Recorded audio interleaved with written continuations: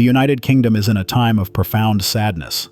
Flags are at half-mast across the country, from Buckingham Palace to small village halls, as people mourn the loss of King Charles III. This moment has brought tears to many, making history feel heavier than ever. Royal insiders share stories about emotional moments behind closed doors, showing how the royal family has come together in strong ways. What happened in those final days? How did Princess Anne and Catherine honor their king in such a meaningful way? Read on for the heartfelt details of this national farewell, the announcement that shook the world. It started with a simple statement from Buckingham Palace.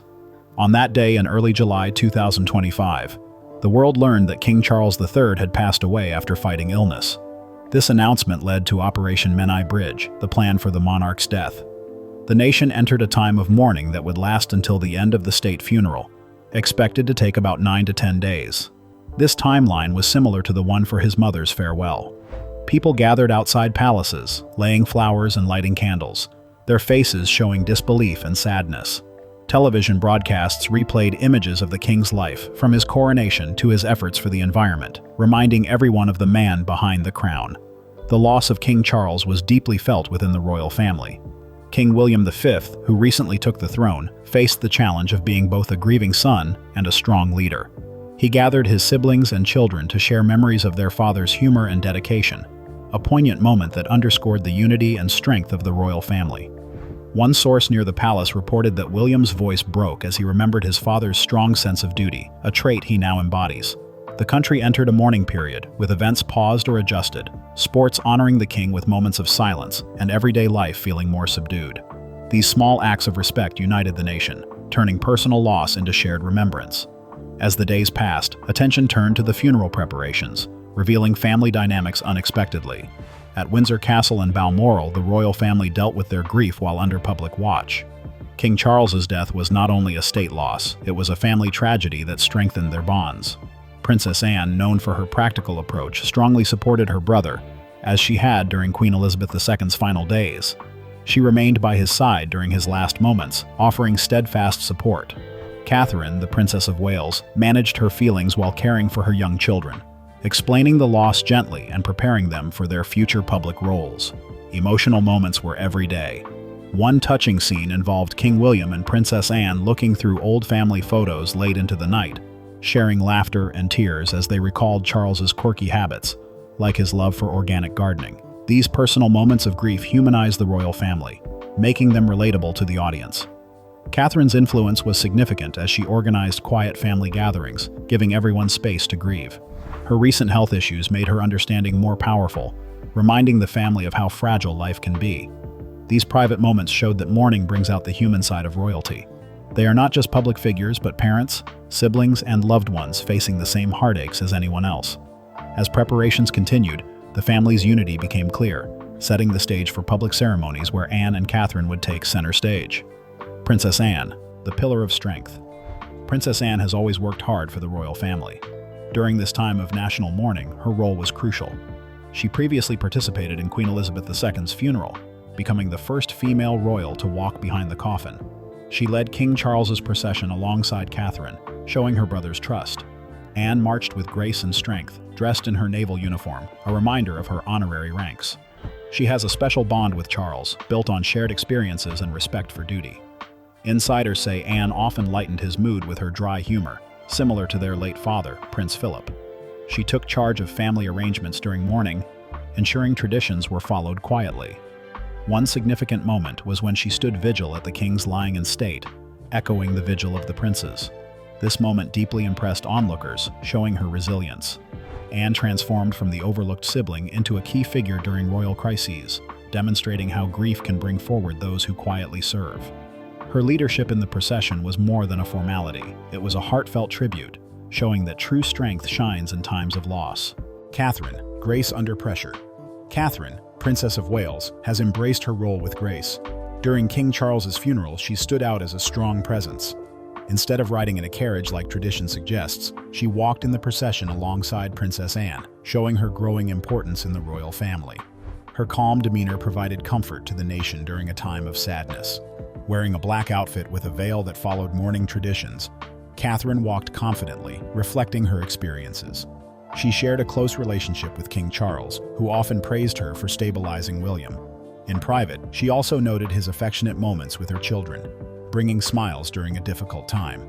Throughout the mourning period, Catherine focused on helping Prince George, Princess Charlotte, and Prince Louis understand their grandfather's legacy. One insider shared a touching moment where she brushed Charlotte's hair before an event, encouraging her confidence without adding pressure. Catherine's role went beyond the family. She connected with the public by reading condolence messages and showing her emotional side. This change from a shy newcomer to a caring leader reflects the monarchy's growth, blending personal development with public responsibilities. Catherine's leadership at the funeral was a sign of hope, reminding everyone that grace can shine even in sorrow. This narrative of growth and resilience in the face of loss can inspire a sense of hope and optimism in the audience. As the new king, William faced his first big challenge, hosting world leaders while grieving. While Catherine and Princess Anne led the procession, William welcomed politicians and heads of state at Westminster Abbey. This role followed royal protocol but was influenced by his father's lessons on diplomacy. Wearing military attire, William greeted guests with firm handshakes and quiet words, keeping his sadness hidden. This moment showed the reality of his new role as king. Plans for his reign, often discussed in private, began to take shape. He aims to modernize the monarchy, focusing on environmental issues like his father, but also on mental health and youth. Insiders say he gained strength from Catherine's support, visible in their shared glances during the ceremony. As he welcomed leaders, he expressed gratitude for their recognition of Charles's global impact. One heartfelt exchange made William emotional when a leader shared memories of Charles's work on climate issues, bringing a tear to his eye. This duty was more than a formality. It linked the past and future, demonstrating how William's reign would mix tradition with new ideas. As the procession drew near, William shifted from host to mourner, combining personal feelings with his royal responsibilities.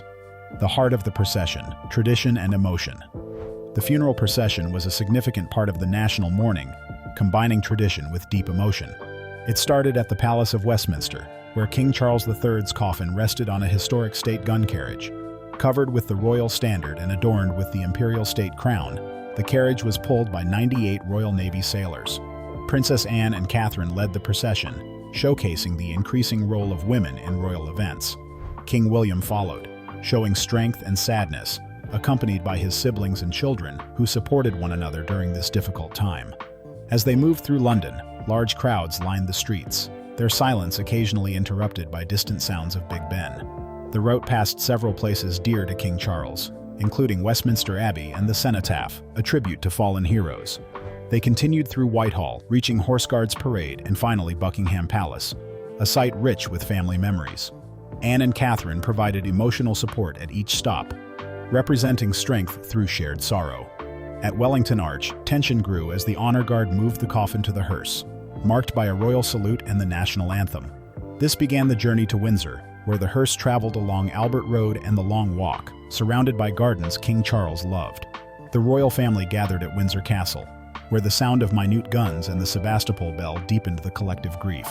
A nationwide 2-minute silence allowed the UK to unite in mourning as flowers were tossed along the road. This procession was a goodbye and tribute to King Charles's extraordinary life, uniting family love, national pride, and global connection. Timeless milestones and personal touches. King Charles's funeral was significant, blending traditional rituals with personal touches to honor his legacy. Many people lined up at Westminster Hall to pay their respects, quietly saying goodbye to a king who impacted many lives. The committal service featured the traditional breaking of the wand, highlighting the importance of these customs. Princess Anne stood vigil, showcasing her strength, while Catherine's presence represented modern inclusivity and the rising role of women in the monarchy. Her calm demeanor offered comfort amid the mourning. Emotional family moments included King William placing a personal item on the coffin, possibly a sprig from one of Charles's favorite gardens, as tears filled his eyes. Family members shared quiet sobs, reminding everyone that even royals face heartbreak. The service at Westminster Abbey included hymns Charles loved, especially those related to nature, alongside readings that reflected his commitment to the environment and global peace. Tributes came from around the world, highlighting how his diplomacy made a positive impact. National mourning was visible, with flags at half-mast and local services where people shared their stories about Charles. The traditional procession featured a coffin draped in the royal standard, carried by Royal Navy sailors. guns fired and Big Ben tolls to honor the king's age. At the graveside, the Lord Chamberlain broke his white staff, symbolizing the end of the service. Charles's forward-thinking spirit shone through eco-friendly tributes, such as sustainable floral wreaths and carbon-neutral transport for dignitaries. This funeral marked a transition, blending ancient customs with modern values, preparing the nation to carry forward the lessons of a purposeful king. A lasting legacy and a new era. As the national anthem played and King Charles III's funeral ended, the royal family faced grief and the opportunity for a new beginning. Princess Anne and Catherine showed strong leadership during the procession, while King William respectfully welcomed world leaders. This show of unity reflected Charles's strong belief in family and shared responsibility. He taught these values through quiet talks and joint efforts. As the country starts to heal, plans for public memorials are underway, and Charles's favorite projects, especially his conservation work, will continue in his name. Known as the Climate King, King Charles significantly contributed to environmental issues. His passion for organic farming and renewable energy began years ago. In 2020, he launched the Sustainable Markets Initiative, featuring the Terra Carta, which guides businesses towards sustainability. He also campaigned for biodiversity and ocean protection, using his influence to inspire global action. Royal experts note that Charles inherited his environmental passion from his parents and passed it down to his sons, especially to William, who is committed to continuing these efforts.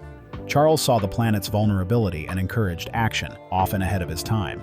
Family members shared stories of his hands-on approach, like caring for organic gardens at High Grove, creating moments of both tears and smiles during the mourning period.